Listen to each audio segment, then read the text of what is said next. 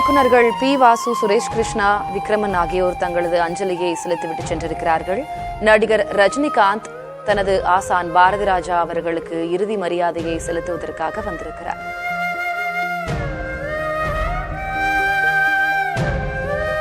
இயக்குநர் இமயம் பாரதி ராஜாவின் உடலுக்கு நடிகர் ரஜினிகாந்த் அஞ்சலி செலுத்துகிறார்.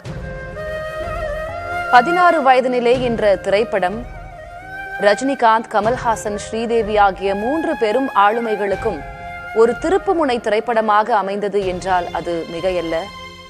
அந்த வகையில் ரஜினிகாந்த் என்ற உச்ச நட்சத்திரம் உருவாக காரணமாக அமைந்த திரைப்படம் 16 வயதினிலே. அந்த திரைப்படத்தை கொடுத்தவர் பாரதி ராஜா.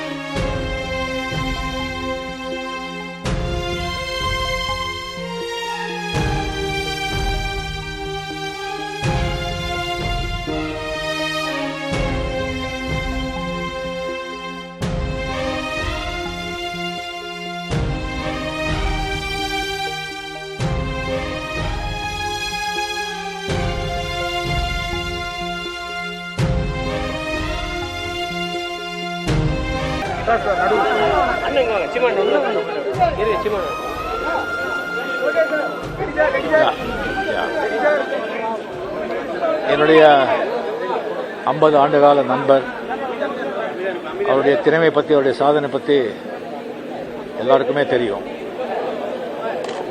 இண்டஸ்ட்ரிக்கு வந்து நிறைய தொழில்நுட்ப கலைஞர்கள், டைரக்டர்கள், நடிகர்களை வந்து அறிமுகப்படுத்தி அவரை வாழ வைத்த, திரையுலகத்தை வாழ வைத்தவர் பாரதி ராஜா அவர்கள்.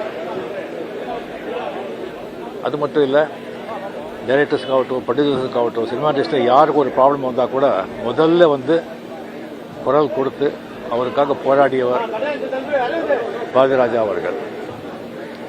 இன்னும் எத்தனை ஆண்டுகளானால் கூட அவருடைய படைப்புகள் மறக்க மாட்டாங்க. அவர் பேர் எந்தெந்துக்கும் தமிழ் மக்கள் இதயத்தில் எந்தெந்துக்கும் இருக்கும். தனிப்பட்ட முறையில் அவர் ஒரு குழந்தை மாதிரி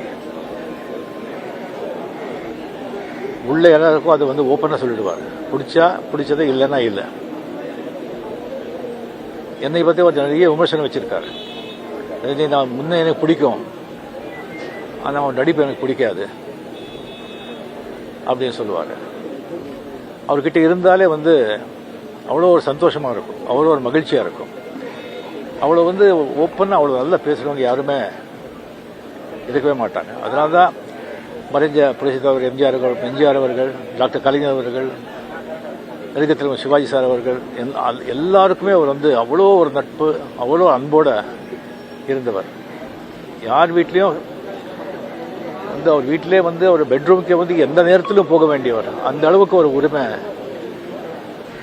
அன்பு, நட்பு கொண்டாடினவர்.